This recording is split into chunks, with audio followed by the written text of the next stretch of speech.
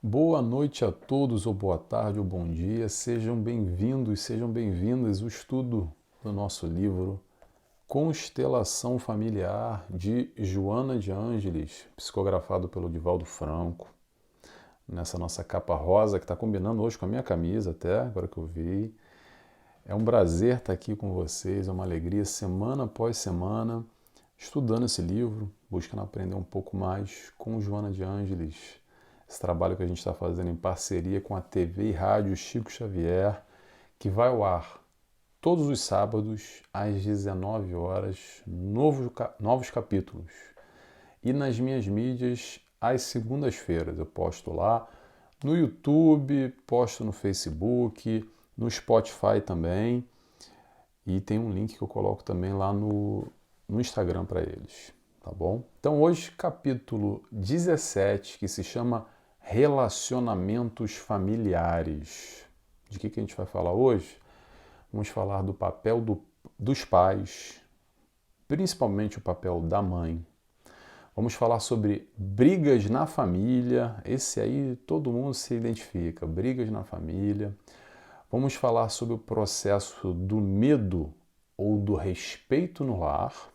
Medo ou respeito no lar? Eis a questão. Vamos falar sobre o perdão aos nossos pais. Perdoa os teus pais. E vamos falar também de algo muito comum, que é os débitos de outras encarnações que aparecem agora nessa para cobrar, tá?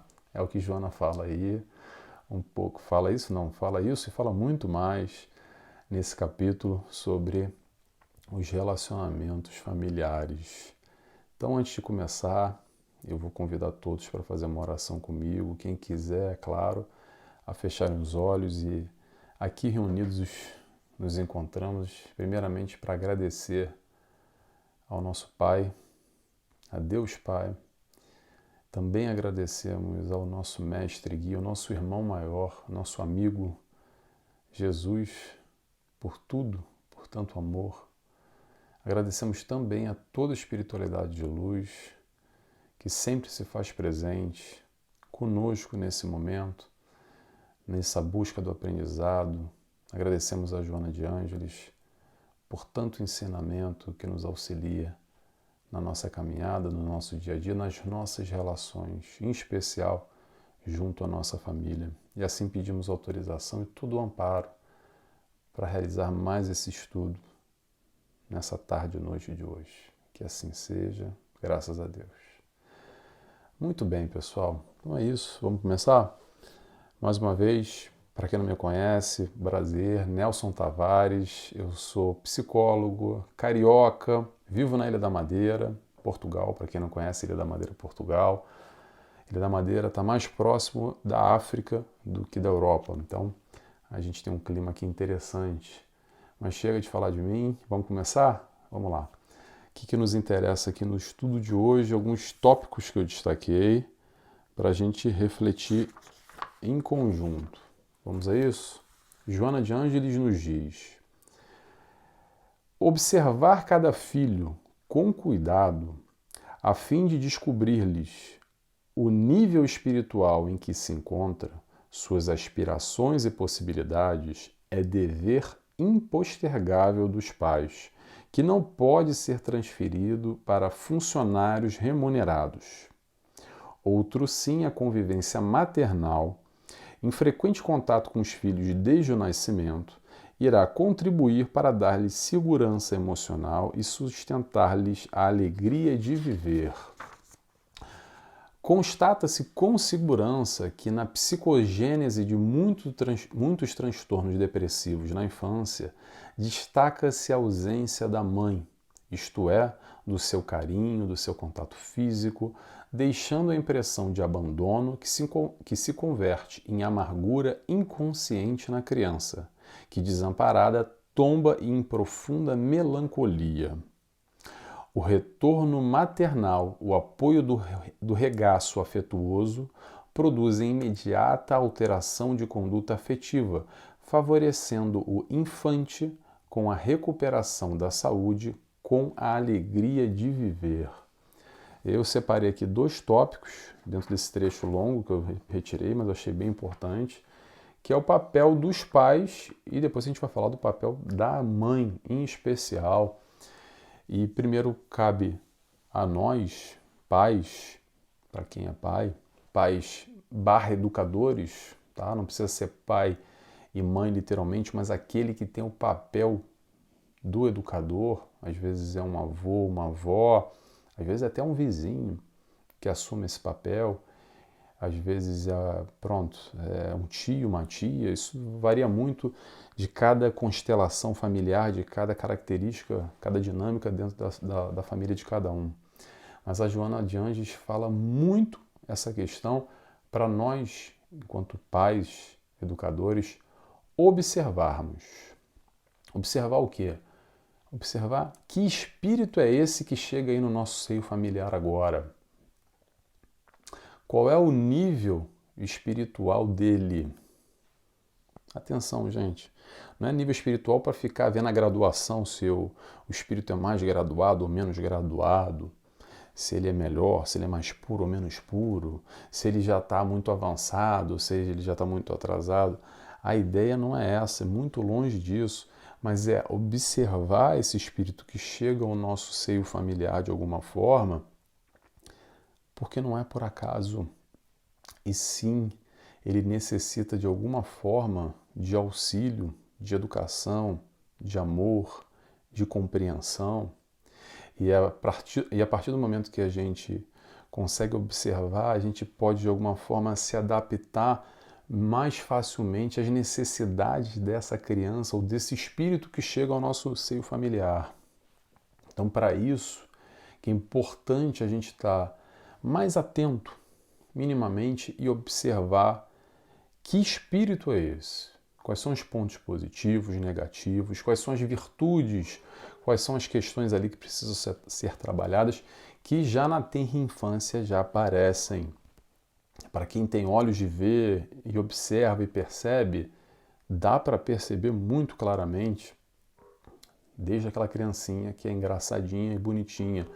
Resumindo, gente, o que eu quero dizer aqui, que eu quero não, acho que Joana nos alerta, é o seguinte, é ter um olhar além da criança que é bonitinha, que é engraçadinha, mas ter um olhar com uma postura de educador com responsabilidade. Claro que a criança é bonitinha, engraçadinha, mas também aparecem ali, desde a infância, alguns pontos que talvez já demonstrem o quilate desse espírito. Mas volto a dizer, a intenção não é ficar classificando, é pegar essa observação e transformar em proatividade. Como é que eu posso auxiliar, amar mais? Como é que eu posso educar melhor esse filho que talvez necessite de mais atenção do que um outro filho? Que essa área aqui esteja mais sensível do que uma outra área? E por aí vai, tá bom? Então, esse eu acredito que é o principal papel dos pais que Joana de Anjos nos coloca aqui. E o segundo ponto que ela fala é o papel da mãe. Ela dá foca bastante nesse trecho aqui sobre a questão da mãe. E a mãe, pessoal, é insubstituível, tá? O papel dos dois, do pai e da mãe, o papel materno e paterno, é sem dúvida nenhuma muito importante nessa formação dessa nova personalidade que constrói essas bases, tá? Essas referências para essa criança que chega agora. Mas o papel ou a figura materna é muito mais importante do que a figura do pai. Tá? Desculpa os pais de plantão aí, tá bom? Não é para entrar em comparação, mas já que a gente está comparando, o papel da mãe é muito mais importante. Até pelo nível de sentimento também, que não é à toa a gente ter essa informação, até só para ilustrar aqui, que o amor mais forte que se pode atingir de um amor sublime, ou resumindo, o amor mais forte que você pode encontrar aqui na Terra, no planeta Terra, nesse mundo que a gente vive, é o amor de mãe. Exatamente. Então, Rapaziada, para os homens agora, tamo fora, tá? Não vai ser dessa vez, talvez numa próxima, mas agora não dá pra gente. Perdemos, tá? Se é para comparar, para fazer uma brincadeira aqui, a importância do amor da mãe nessa formação dessa criança, dessa atenção. Agora, pessoal, vamos lá. Esse é o ideal, tá? O ideal é esse, só que a realidade às vezes é diferente. Tudo que a Joana coloca aqui para a gente é sempre o ideal, mas vamos tentar fazer uma adaptação frente às nossas realidades. E se não for assim, dá para ser diferente também, desde que a gente tenha atenção, tenha amor, se adaptando de acordo com a nossa realidade. O que isso quer dizer? É assim, Nelson, mas eu sou, poxa, mãe solteira, ou então eu sou uma avó e a criança caiu aqui nos meus colos e no meu colo e pronto, os pais não se fazem presente, acaba que eu sou a mãe, eu sou o pai dessa criança, sabe essa história de que faço o papel de mãe, de pai e de avó e de tudo ao mesmo tempo? Porque a única figura, às vezes, que essa criança tem, a única referência, que é alguém que pode dar atenção e dar amor, pelo motivo que for, gente, não tão pouco interessa, tá? A gente não está aqui para julgar se o pai deveria ter feito isso, a mãe deveria ter feito aquilo, ou o que é que seja. A questão, o foco principal é como é que a gente pode fazer o melhor. E a pergunta é, Nelson, eu sou mãe solteira, sou avó e a criança cai nos meus colos, como é que eu faço aqui com esses papéis que eu não vou conseguir fazer? Vamos fazer o nosso melhor. Dentro do possível, tá?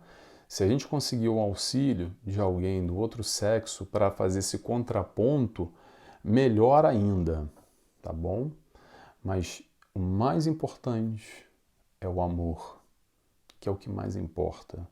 Então, dentro do possível, vamos lá, se você é avó, vê se tem um avô também aí, para dar essa figura paterna, talvez que essa criança não tenha. Mas olha, eu sou mãe solteira, vê se tem um tio que pode se fazer presente nessa educação, que possa trazer talvez essa figura, essa referência masculina para essa criança, por exemplo. Não sei. Cada um dentro da sua realidade, tá? Mas é importante a gente lembrar desses papéis que são importantes para essa constituição, essa formação dessa criança. Vamos pegar um outro exemplo? Esse é um exemplo bem polêmico, tá? Vamos lá. Nelson, eu sou homossexual e quero adotar junto da minha companheira ou do meu companheiro. Como é que a gente vai conseguir fazer esses papéis? Volto a repetir, isso não tem nada a ver com sexo, tem a ver com o papel masculino e o papel feminino, a identidade e a representação nessa característica da formação da personalidade. O ideal, nesse caso em específico, é combinar antes. Então, quem é que vai fazer, quem é que vai assumir, na verdade, o papel masculino, o papel feminino na formação dessa identidade da criança? É claro que pode haver confusão e pronto, aí tem 1000 preconceitos, 1000 discussões, etc. E XYZ. Eu vou repetir só uma coisa, gente, que é que eu me apego sempre, que é o seguinte: o mais importante é o amor. E vou repetir mais uma vez, o mais importante é o amor. O resto a gente vai adaptando frente à realidade de cada família, tá bom? Então, famílias homossexuais, se combinar antes, melhor, tá? Para ficar bem caracterizado e distinto. Mas vai conseguir, não vai conseguir? Isso são outros 500. O importante é, penso eu, a predisposição no amor de dar o melhor e com essa consciência, claro, a gente poder estabelecer os papéis e pronto, e se entregar da melhor maneira, tá bom? Vamos lá? Próximo ponto? Próximo ponto que eu separei aqui de Joana, que diz o seguinte: mesmo havendo dificuldades e problemas, como é perfeitamente natural, Esses devem ser examinados com naturalidade, sem os extremos da revolta ou os escamoteamentos para disfarçá-los, dando uma falsa ideia de que tudo está bem. Quando não ocorrem os hábitos de confiança e de lealdade na convivência doméstica, a família começa a desestruturar-se, avançando para o desmoronamento. É imprescindível, portanto, que antes de tal acontecimento, todos os seus membros estejam informados das ocorrências que têm lugar no ninho familiar, de forma que os mesmos, em conjunto, contribuam conforme possam para solucionar as dificuldades e ampliar os bons resultados do trabalho desenvolvido. E aí a gente vai falar, ou quer dizer, Joana fala aqui sobre brigas na família. Pessoal, se identifica aí? Alguém se identifica? Olha só, briga, discussão, problemas no seio familiar são normais, tá? Por que são normais? Porque faz parte, porque nós somos diferentes e temos ideias diferentes e formas de pensar diferentes sobre a vida e somos muito pouco tolerantes com as nossas diferenças. Aí sabe o que acontece? Dá ruim, briga, um quer impor para o outro, a gente não se respeita e aí começa a confusão e começa as brigas todas. Muito bem. E aí, Nelson, como é que faz então com as brigas? Pessoal, o mais importante, penso eu, é não vamos desistir um dos outros, que acontece muito. E parece que cada vez mais, pelo menos a impressão que dá, que brigou, distanciou, cada um por canto, não vou perder meu tempo, tá me perturbando muito, chateação, não dá, vira as costas e vai embora. Vai embora para onde? Vai se esconder no teu buraco, na tua casa, se isolar? Pessoal, vamos ter atenção uma coisa, é família, tá? Família é atenção, não só por causa de briga e discussão, mas é atenção dobrada. Não tá aí por acaso. Quanto mais esses aí que não bate muito, que sabe, as coisas que não bate, aquela vibração, principalmente, pessoal, brigou, faz o esforço para perdoar, para aceitar, para reconciliar, para juntar de novo o que separou. Mas é difícil, Nelson. Eu sei que é difícil. Às vezes até praticamente impossível, eu diria assim. Não vou dizer impossível, eu disse praticamente. Mas quando as pessoas falam assim, não dá, eu devolvo com a seguinte pergunta que eu vou abrir para vocês aqui. Será que não dá mesmo? Já tentou de tudo para tentar se reconciliar?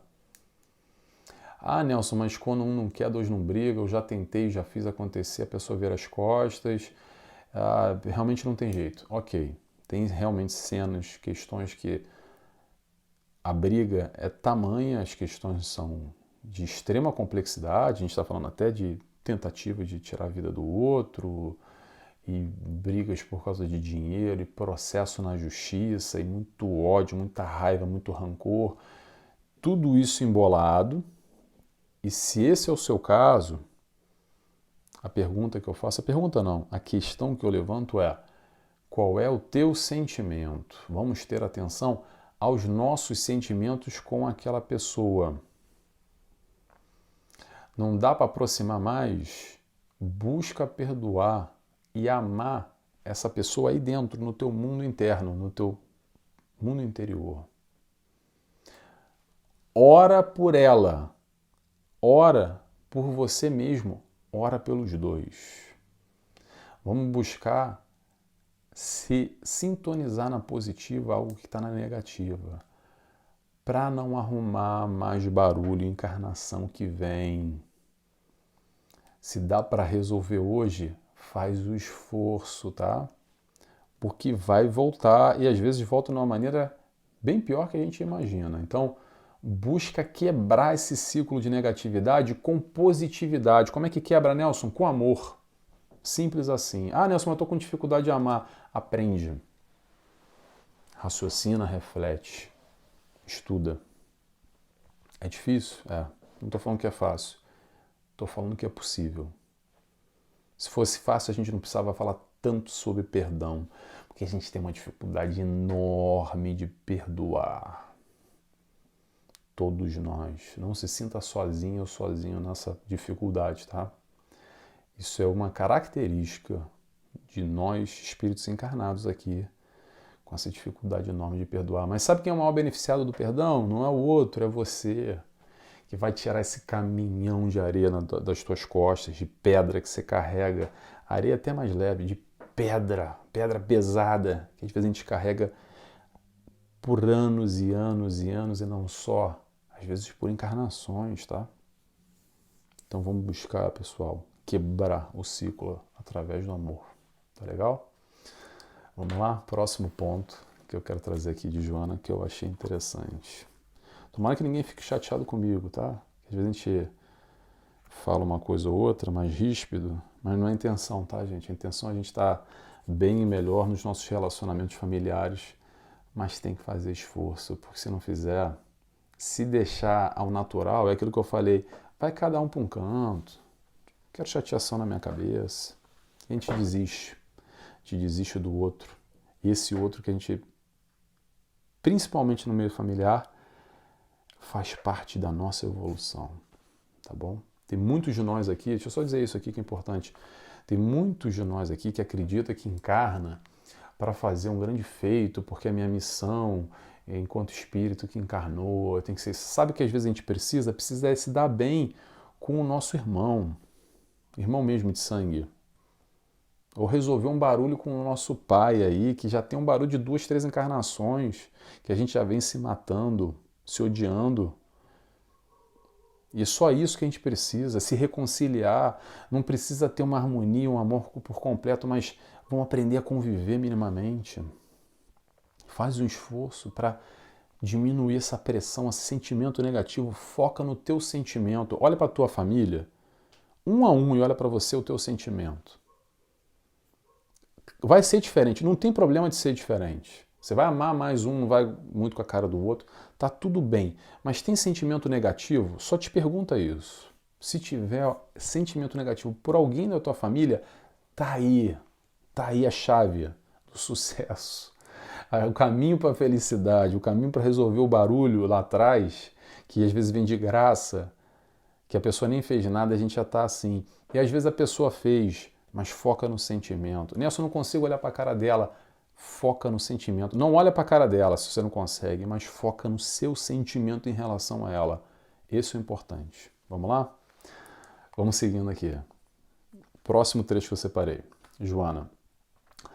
Os adultos impacientes e imaturos optam por não explicar as razões por que determinados comportamentos são bons e outros são maus, estabelecendo regras de proibições que despertam a curiosidade e o desejo de conhecê-los a todos, por encerrar um conteúdo mágico e fascinante.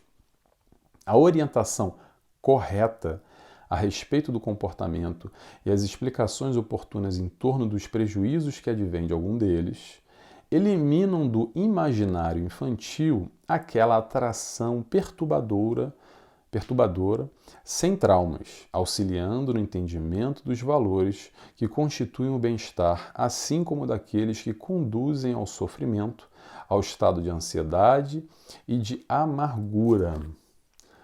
Então a gente vai falar sobre medo e respeito no lar. E eu vou contar uma historinha aqui, porque eu quero saber se vocês conhecem ou já ouviram falar essa história ou algo parecido. É assim, a criança vira para os pais, para o pai, para a mãe, ou para os dois, e diz assim, por que não? Por que não pode? E a resposta vem dessa maneira, cala a boca que o teu pai está falando, baixa a cabeça e faz o que ele diz, chega, não tem conversa. Vocês já ouviram alguma história parecida com essa? Já viveram ou fazem algo parecido? Interrogação. É mais ou menos o que muitos de nós vivemos no passado ou vivemos no presente, tá? E a criança pode até calar, que normalmente está muito mais vinculado ao medo do que ao respeito. E tem uma grande diferença, tá, gente? Uma coisa é você ter medo dos teus pais, outra coisa é você ter respeito pelos seus pais. E a busca é conquistar uma relação de respeito e não uma relação de medo. Muito bem. Vamos lembrar o seguinte, a criança pergunta, e ela pode até baixar a cabeça e se calar, mas a questão vai continuar lá sem resposta. E se ela não encontra essa resposta em casa, sabe onde é que ela vai buscar a resposta? Na rua. E às vezes essa resposta não é muito legal. E em conjunto com isso tem a história do proibido, né? Que o proibido é mais gostoso, é mais prazeroso, é mais fascinante. Então o convite é nós, pais, educadores, quem está nessa posição hoje, que possamos ser mais pacientes, que possamos ser mais maduros o suficiente para tentar estabelecer essa conexão, essa relação, esse elo de respeito com a criança, respondendo, explicando, se comunicando. Pessoal, falar só cala a boca e não me chateia mais, não vai responder, não vai criar laço nenhum, pelo contrário, vai criar distanciamento. E quantos de nós, hoje adultos, olhamos para trás e percebemos que os nossos pais, enfim, com a questão deles, que nos criaram de uma forma muito mais através do medo do que do respeito, e isso criou um vácuo, criou um distanciamento, criou muitas vezes uma quebra de um elo, porque a gente não via, não percebia ali uma conexão maior, mais profunda com essa troca, principalmente esse esforço que os pais talvez poderiam dar ou não, tá? Vamos seguindo? O próximo trecho tem tudo a ver com isso que eu falei agora, com a questão de perdoar os pais, independente do que aconteceu no passado. É nós perdoarmos os nossos pais. Vamos lá? Vamos lá que a gente já está seguindo no nosso horário. Joana de Ângeles nos diz: nem sempre, porém, tudo estará em clima róseo por todo o tempo, porque os genitores, por mais abnegados que sejam, também padecem de conflitos, de incertezas, de contrariedades humanas, tendo aspirações e frustrações que não conseguiram superar. Devem, então, entender os filhos, por sua vez, essa ocorrência e procurar auxiliar os pais nesses momentos de turbulência, demonstrando-lhes afeto e carinho, sentimento de apoio e de gratidão, libertando-se ao mesmo tempo de quaisquer conflitos que possam surgir. E aí, pessoal, o convite para muitos de nós, que tem a ver com o que a gente falou agora há pouco, é o perdão dos nossos pais. Dos nossos pais, não. Nós perdoarmos os nossos pais. Perdoa os teus pais. Como é que faz isso?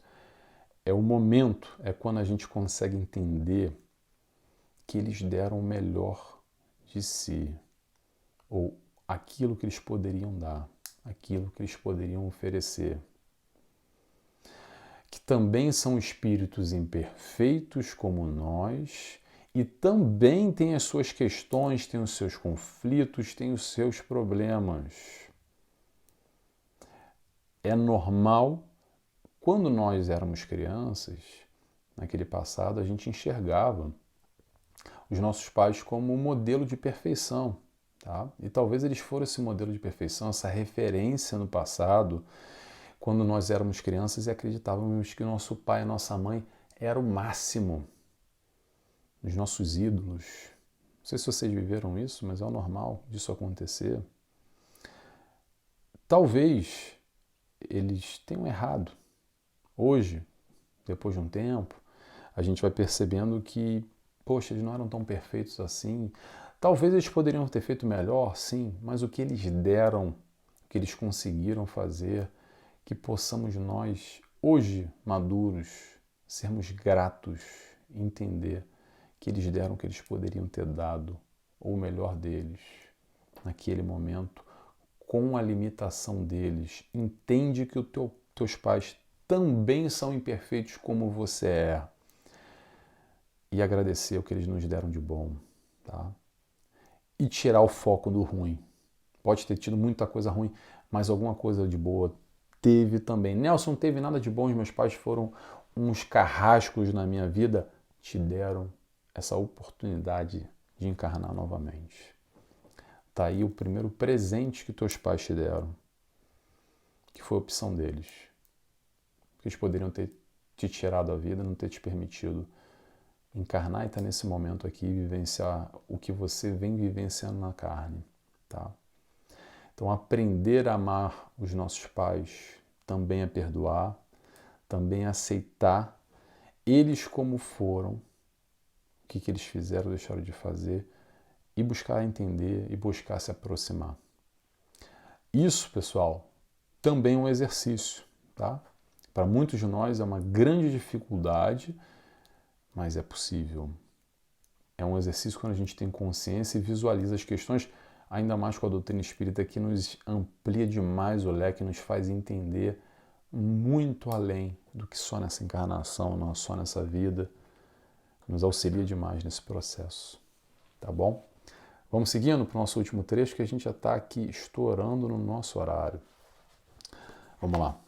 Joana de Ângeles nos diz, aqui, sendo a família constituída por espíritos de diversas procedências, algum dos quais cobradores de débitos anteriores, é compreensível que se manifestem com azedume, constante insatisfação, agressividade ou reagentes aos planos de entendimento coletivo.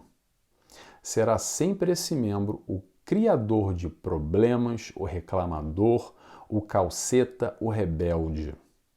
Fragilizado espiritualmente, corre o perigo de tombar na fuga pelas drogas, pelo álcool, e na sua insegurança iniciar-se no furto como recurso psicológico para chamar a atenção. E aí, pessoal, é bem delicado esse tópico aqui, porque esse tópico se chama débitos de outras encarnações, até porque é algo muito comum, não sei se lendo isso, vocês, escutando isso, né, quem leu fui eu, se vocês escutando isso fizeram algum link com algum membro da família, mas é de alguma forma normal e recorrente, ok? E quando a gente percebe que esse espírito rebelde normalmente chega numa família mais ou menos estruturada. Não é a história da família perfeita, tá? Mas numa família mais ou menos estruturada, tem ali um membro que chega com muita rebeldia, muitas vezes com muito ódio, com muito rancor, com uma lista enorme para cobrar algum barulho lá atrás que ele se sentiu lesado de uma outra encarnação. Esses débitos da outra encarnação, como a Joana de Ângeles fala. E hoje eles vêm com muitas questões, com muitos problemas, com muita agressividade, com algumas predisposições, como a Joana de Ângeles falou aqui, no final, como é que ela diz? Espera aí. Fragilizado espiritualmente, corre o perigo de tombar pelas fugas do álcool, drogas, pela insegurança e pelo furto, como um recurso psicológico, isso inconscientemente, tá, gente? Para chamar a atenção. Pronto, essa atenção que a gente muitas vezes na família não consegue dar. Então, dito isso, para quê? Pergunta: o que fazer nessa situação quando a gente tem um membro da família assim? É amor. Mais uma vez chegamos ao amor. Mas, pessoal, não é o amor-sentimento só não, tá? Não só o amor-sentimento. Também o amor-sentimento. Mas é o amor-atenção. É o amor-paciência. É o amor redobrado para auxiliar esse irmão, que hoje vem como filho, que está mais carente nesse momento e veio para a nossa família, que está mais ou menos estruturada, exatamente porque nós temos um pouquinho mais de estrutura, estamos um pouquinho mais equilibrados, ou como ela diz aqui, espera aí, de novo, fragilizado espiritualmente. Se esse irmão está fragilizado, talvez nós não estejamos tão fragilizados assim e já temos alguma estrutura, alguma condição de auxiliar esse irmão, independente do barulho que teve lá atrás. Porque muitas vezes eles têm, sim, não vou dizer razão, mas sim, sofreram bastante, até nas nossas mãos, ok? E trazem ali essa listinha para nos cobrar, mesmo a nível inconsciente, mas isso está lá dentro, tá? Não precisa só estar no plano desencarnado ou para o plano encarnado para ver essa cobrança que acontece demais desses irmãos que se sentiram lesados. Mas esses mesmos irmãos que se sentiram lesados e que, por exemplo, vou dar um exemplo aqui, tá, gente? Não estou dizendo que é sempre isso, mas, por exemplo, esse espírito obsessor que está perturbando, que se sentiu lesado numa outra encarnação, se relacionando contigo e está te perturbando, te obsidiando, o que acontece muitas vezes é que ele encarna novamente com o véu do esquecimento no teu seio familiar, como teu filho, como teu sobrinho, como quem quer que seja. Mas o sentimento continua lá, tá? Ele talvez não lembre mais, porque o véu do esquecimento deu uma branca, como a gente chama aqui em Portugal, deu uma branca nele, mas o sentimento está lá. E essa aversão e todos esses problemas que são gerados, mesmo a nível inconsciente, desse problema que já tem muito tempo lá atrás. Tá bom? Pessoal, sobre tudo aqui que eu quero concluir desse capítulo é o seguinte: o mais importante, penso eu, é a gente buscar um equilíbrio mais ou menos no nosso seio familiar, tentar da melhor maneira possível a harmonia, ok? Mas sem ilusões, tá, gente? Aquela história da família doriana, a família perfeita, porque não há família perfeita, sabe por quê? Porque nós não somos perfeitos. Somos indivíduos imperfeitos na família. É uma família imperfeita.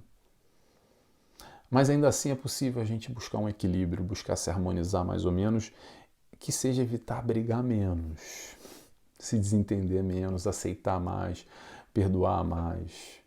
O aprendizado no amor com as nossas imperfeições, se aceitando como somos. Tá legal? Deu nosso horário, pessoal. Palavra-chave de hoje, família. Então, se você ficou até agora e gostou do conteúdo, eu peço, por favor, escreve aí para mim, no YouTube, no Facebook, onde você estiver vendo, família. Eu gosto sempre de saber quem me acompanha e quem está comigo. Tá legal? Vou fazer a oração agora e o capítulo que vem, vamos ver qual é que eu não sei. O capítulo que vem vai ser o 18, que é mediunidade na família. Esse tem bastante coisa boa. Mediunidade na família, semana que vem. Vamos fazer a nossa oração. Então, convido a todos, para quem quiser, fecharem os olhos comigo, agradecendo a Deus Pai primeiramente. Agradecemos a Jesus, nosso mestre e guia, nosso amigo, nosso companheiro, pelo seu amor, pela sua luz, pela sua disposição de sempre nos auxiliar quando nós recorremos a Ti, Senhor. Também agradecemos a toda a espiritualidade de luz que nos cerca nesses momentos, a Joana de Ângeles por todos os ensinamentos. E assim encerramos mais um estudo dessa semana, agradecidos que estamos. Que assim seja, graças a Deus. É isso, pessoal. Já deu nosso horário, quase 40 minutos. Até a semana que vem. Obrigado por estarem aqui. Beijos e abraços. Tchau, tchau.